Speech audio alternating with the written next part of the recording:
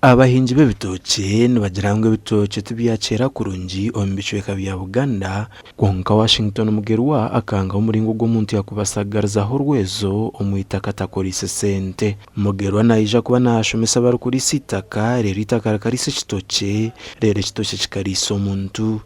Tuba tulima okulima ekintu kyonna concept gye tukozesa oliisa ettaka niririisa ekimera nekikuliisa. Kati buli omulumi bulwaliisa ekimera kyokka ettaka likomplaininga naye nga tesobola kukola kyoyagala. Ekimera kiriisa otya?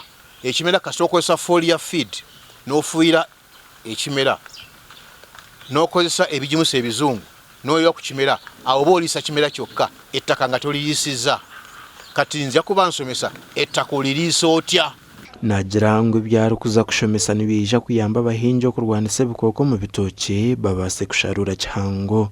Kati ensuku zaffe ezisinga zirumbiddwa nematodes, ate nga nematode buuka buzibu nnyo okutta. Kati nja kuba nkuyigiriza engeri gy'oyinza obuttamu ng'okozesa natural ways, embeera ezaffe ez'obutonde, n'egyoyinza okubuttamu ng'okozesa eddagala ezzungu. Mugerwa nasaba abanyayuganda okwejumbira omu mushomo gwa Vision Group ogwa Harvest Money Expo ogurikuza kuba 2014-2016 okwezi oku okutunga obwenjo mu kuhinga n'okuriisa.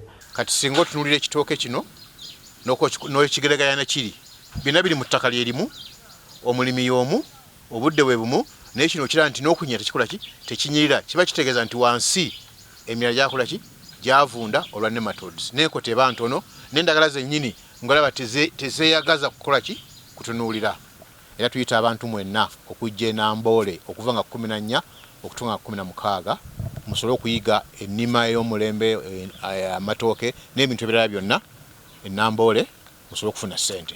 Omworeko gwa Harvest Money Expo gutebekanisiibwe kampuni ya Vision Group erokorra na TV West bakwatanise n'ekitebe kya Netherlands mu Uganda ogurikuza kuba omu kishaayi Namboole. Kampuni zindi zitiiremu amaani okureeba ngu omworeko gwabaho harimu eyatunga Nutrition, Engineering Solutions na Uganda Development Corporation. Okutaaha omworeko guno omutwaro gumwe gwonka kandi okutaahamu n'okwegesibwa n'emitwaro 2 yonka. Gasha kwa Sulaiman Mutebi.